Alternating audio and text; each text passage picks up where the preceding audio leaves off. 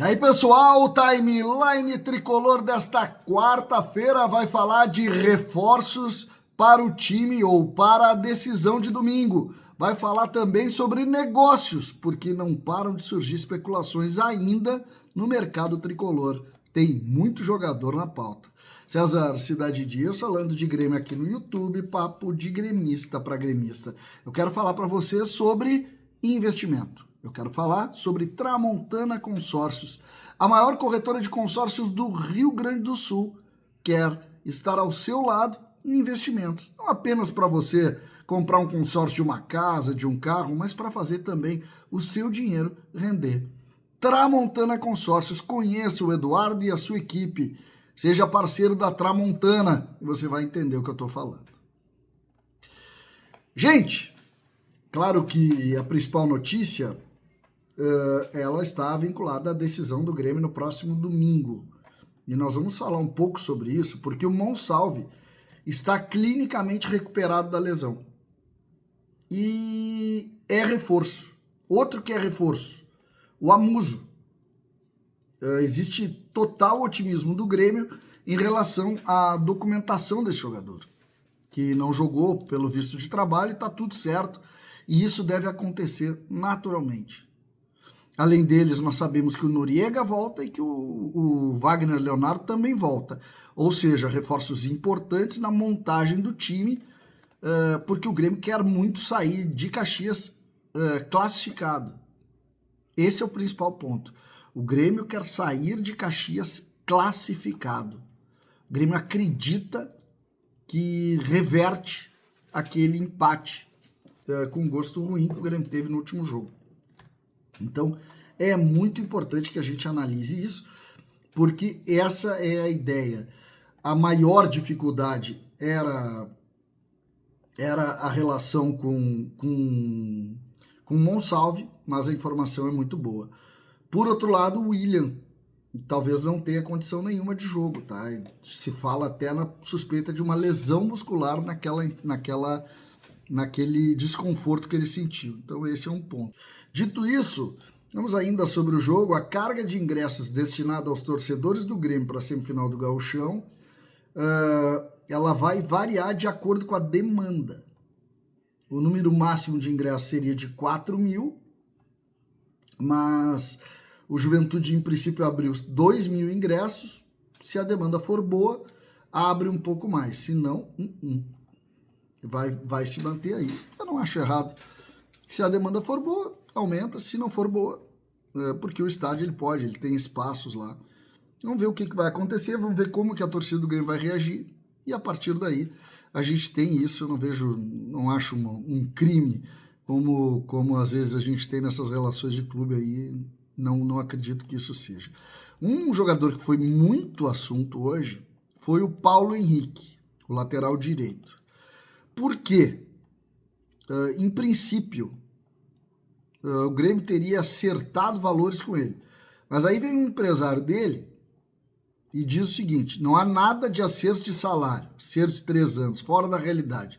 O Paulo é do Vasco, o Vasco quer ele e ele quer ficar no Vasco. Encerrou o assunto. O Vasco diz que não recebeu nada, mas muitos informam que o Grêmio ofereceu Dodi, o Cuejar, o Aravena e o Edenilson antes da rescisão.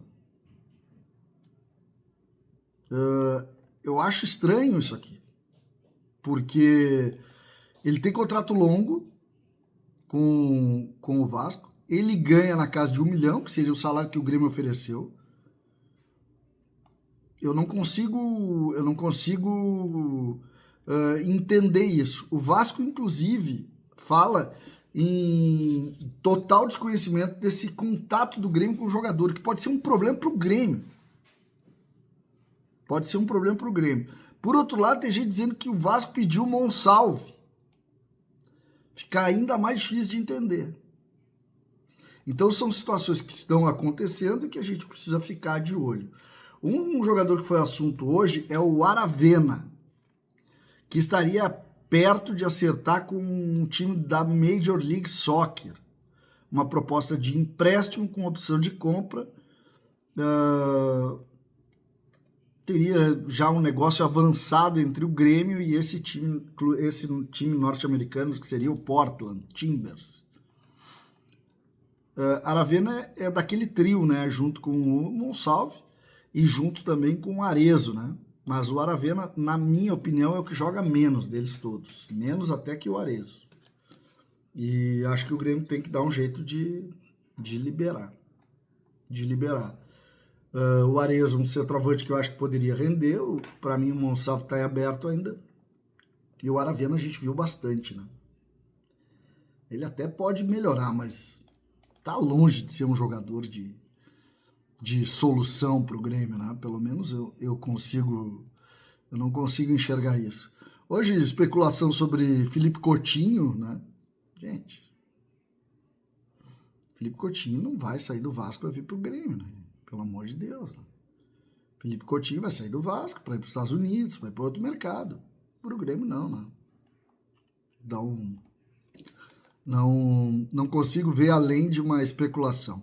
Sobre a polêmica envolvendo o vídeo do Cuéllar do Monsalve na Sapucaí, lá no Rio de Janeiro, a diretoria do Grêmio nem levou a sério esse assunto, né? Não deu nenhuma bola para isso. Estavam de folga, estão liberados, o jogador vem recuperado. Nada de problema nessa história e eu concordo com os dirigentes do Grêmio. Não consigo ver isso tão problemático assim como se tenta muitas vezes discutir nessas questões. Outro jogador que também foi notícia hoje foi o Bright White, né? Porque ele foi presença no treino do Grêmio, recuperado e tal.